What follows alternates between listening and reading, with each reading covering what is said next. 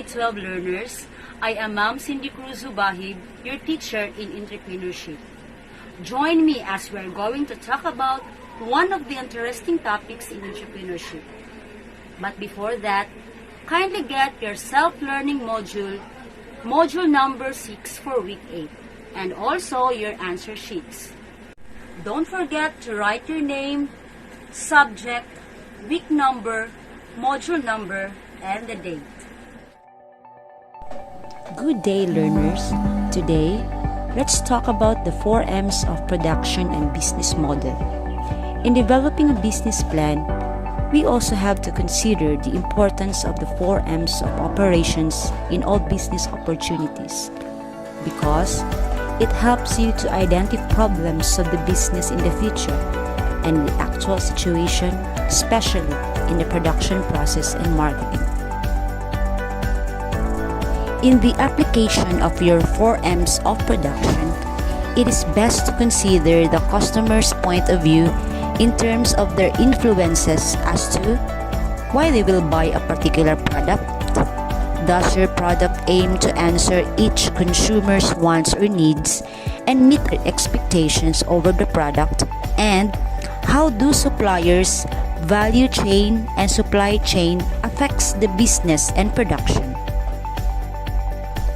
This module will guide you to demonstrate understanding of the 4M's of operations and for you to be able to: number 1, describe the 4M's, which are the manpower, method, machine, materials, options in relation to the business opportunity. Number 2, develop a product description. Number 3, create a prototype of the product. And 4th, test the product prototype. In your previous lesson, you learned about the 7 P's of marketing mix: product, place, price, promotion, people, packaging, and positioning in relation to business opportunity, wherein marketing is about creating and accumulating customers. Marketing plans are intended to capture a market portion and to set back competitors. Brand name was also introduced, where it is a name, symbol, or other feature that distinguishes a seller's goods or services in the place. Your brand is one of the greatest assets because your brand is your customer's overall experience of your business. Experts believed that a good brand can result in better loyalty for its customers, a better corporate image, and a more relevant identity. At this moment, please get your activity sheets, because before we proceed with the discussion proper, we'll have an activity. This activity is called Guess the Picture. This will be the direction. There will be pictures flashed on the screen, and what you will do is you will fill in the following blanks to form a meaningful word. 2 points for each correct word. And take note, there will be a specific time for each picture. Are you ready? This is the first picture.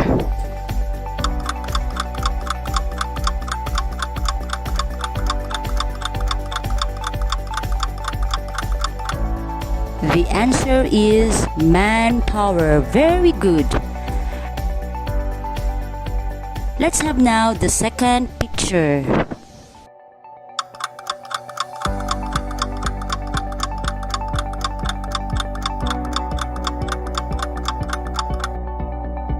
The answer is machines. Absolutely correct. How about the number 3 picture?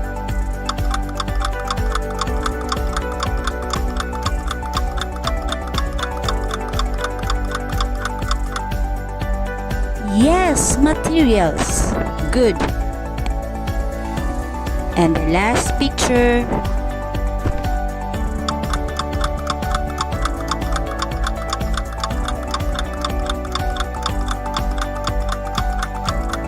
Nice guess. It is methods. The most serious issues in the whole production system are the inputs and the transformation process. Their quality determines the quality of the output. The factors involved in the input and the production process are usually referred to as the 4M's option, namely manpower, method, machine, and materials. One of the factors involved in the input and the production process is what we call the manpower. Manpower talks about human labor force involved in the manufacture of products. It is measured as the most serious and main factor of production. The entrepreneur must determine, attain, and match the most competent and skilled employees with the jobs at the most appropriate time period.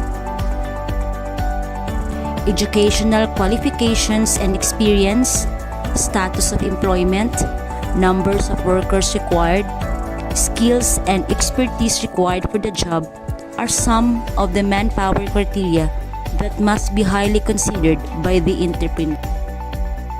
The second factor is what we call the material.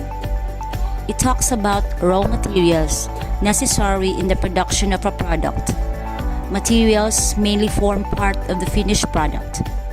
Just in case the resources are below standard, the finished product will be of unsatisfactory as well. The entrepreneur may consider cost, quality, availability, credibility of suppliers, and waste that the raw material may produce. Next is machine. It discusses about manufacturing equipment used in the production of goods or delivery of services. In the process of selecting the type of equipment to purchase, the entrepreneur may consider types of products to be produced, productions to be adopted, cost of the equipment, capacity of the equipment, availability of spare parts in the local market, efficiency of the equipment, and the skills required in running the equipment. And the last factor is what we call the method. Production method discusses the process or way of transforming raw materials to finished products. The resources undergo some stages before it is finalized and becomes set for delivery to the target buyers. The selection of the method of production is dependent on product to produce, mode of production, manufacturing equipment to use, and required skills to do the work. Have you ever heard the word product description? Product description, it is the promotion that explains what a product is and why it's worth buying. The purpose of a product description is to provide customers with details around the features and benefits of the product so they're obliged to buy. Know who your target market is. Focus on the product benefits. Tell the full story. Use natural language and tone. Use power words that sell. And use good images. These are the guidelines for you, good product description. Since one of the important early steps in the inventing process is making a prototype. Prototyping is a duplication of a product as it will be produced, which may contain such details as color, graphics, packaging, and directions. Benefits are the reasons why customers will decide to buy the products, such as affordability, efficiency, or ease of use. The features of the product or service merely provide a descriptive fact about the product or service. It is better to test your product prototype to meet customers' needs and expectations and for your product to be known and saleable. Pre-testing of the product or service is similar to a sample of the product or service given to the consumer free of Another important business term is the supplier. Suppliers are your business partners. Without them, your business will not live. You need them as much as you need your customers to be satisfied. but as an entrepreneur, you have to choose a potential supplier that has loyalty and value your partnership. A supplier that would lead you to the fulfillment of your business objectives, mission, and vision. Value chain is a method or activities by which a company adds value to an item with production, marketing, and the provision of after-sales service. The main goal and benefit of a value chain, and therefore value chain analysis, is to make or support a competitive benefit. While a supply chain is a structure of organizations, people, activities, data, and resources involved in moving a product or service from supplier to customer. The main objective of supply chain management includes management of a varied range of components and procedures. For instance, storing of raw materials, handling the inventory, warehousing, and movement of finished product from the point of processing to the point of consumption.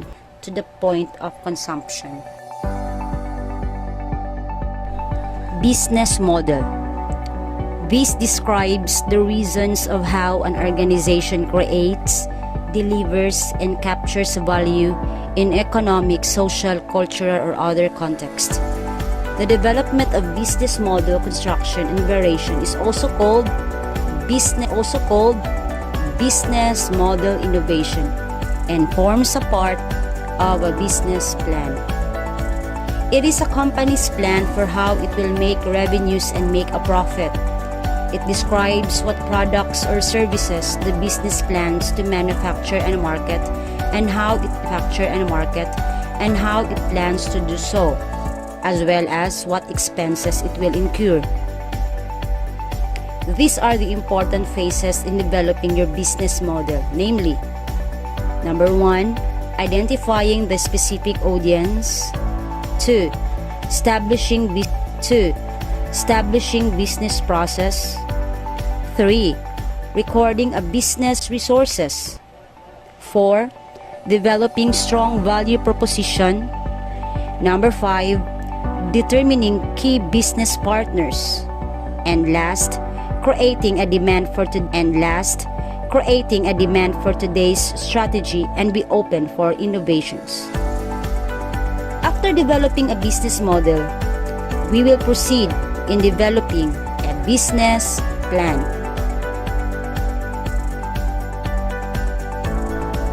What is business plan? Business plan is an important tool for you to have an idea about the future of your business. Your business plan will be your guide in the moment you will be implementing and operating your business proposal. You can also make use of the business plan in securing investment capital from financial institutions or lenders.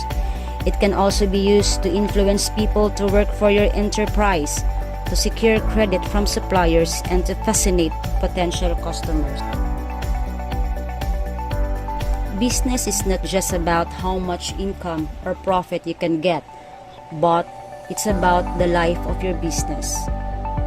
And in having a business, you also have to consider technological forces, social forces, political forces, cultural forces, economic forces, and legal forces. I will elaborate the components found in a business plan. First is the introduction. This part discusses what is the business plan all about. Then, the executive summary. It is part of the business plan, which is the first to be presented, but the last to be made. Management section. It shows how you will manage your business and the people you need to help you in your operations. Marketing section shows the design of your product or service, pricing where you will sell, and how you will introduce your product or service to your market. Next is the financial section. It shows the money needed for the business, how much you will take in, and how much you will pay out. Another is the production section. It shows the area, equipment, and materials needed for the business. Then the competitive analysis. It is the strategy where you identify major competitors and research your products, sales and marketing strategies. And then market. These are the persons who will buy the product or services. And lastly, the organizational chart. It is the diagram showing graphically the relation of one official to another or other. Okay, at this point, let's have another activity. Please get your activity sheets and your pen.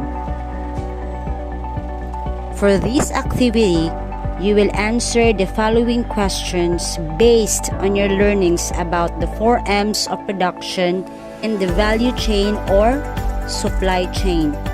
Write your answer on your answer sheets. 5 points in each correct answer for problem number 1 and 2 points for each correct answer in problem number 2. And after answering, snapshot of your activity sheets and submit it in our GC. Am I clear? Okay, shall we start? For problem number 1, this is the situation. In your home, when you want to eat egg sandwich before going to school, your mother would surely prepare it for you. Your egg sandwich would not be produced without a process. These will be the questions. Number 1. Who would be your manpower?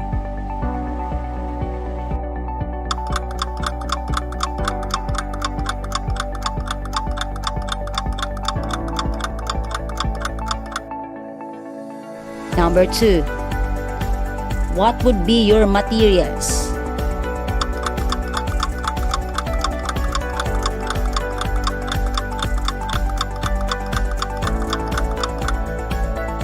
Number 3.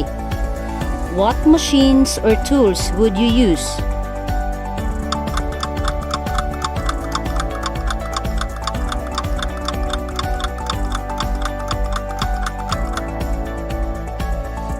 And lastly, what methods are needed to produce the egg sandwich? So you will write down the cooking procedures. You enumerate one of them.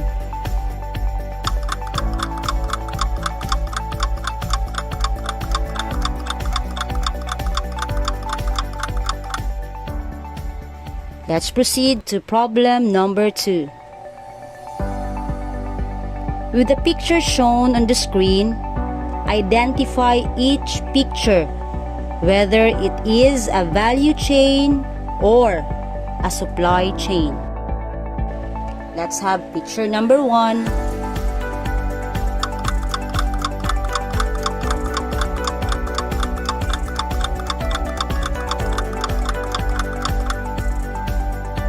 How about picture number 2? Is it value chain or supply chain?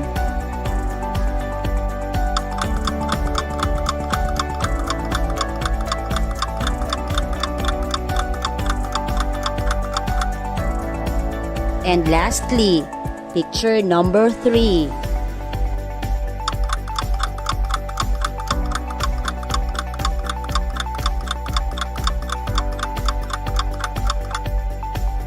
Okay, so are you all done?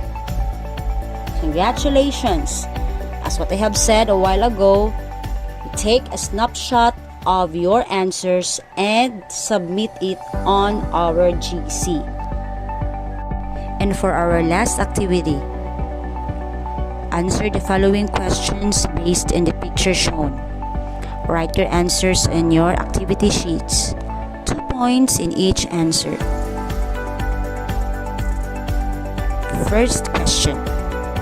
Are you familiar with the picture shown? Give one example of a food business establishment that you think is famous among teenagers today.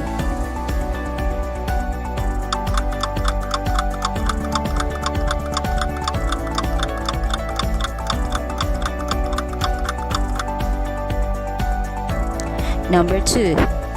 What do you think is the reason why this particular food business establishment becomes famous among teens nowadays?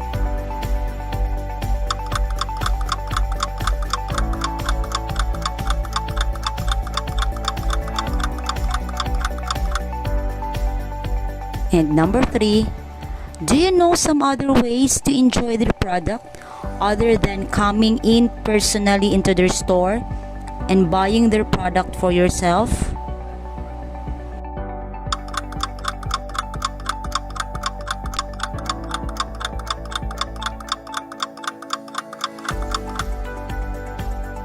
And lastly, do you think such strategies are effective to make the business more productive?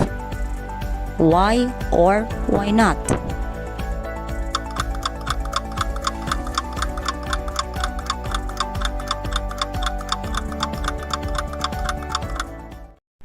That's all for today, grade 12 learners. I hope that you've learned a lot from our discussion.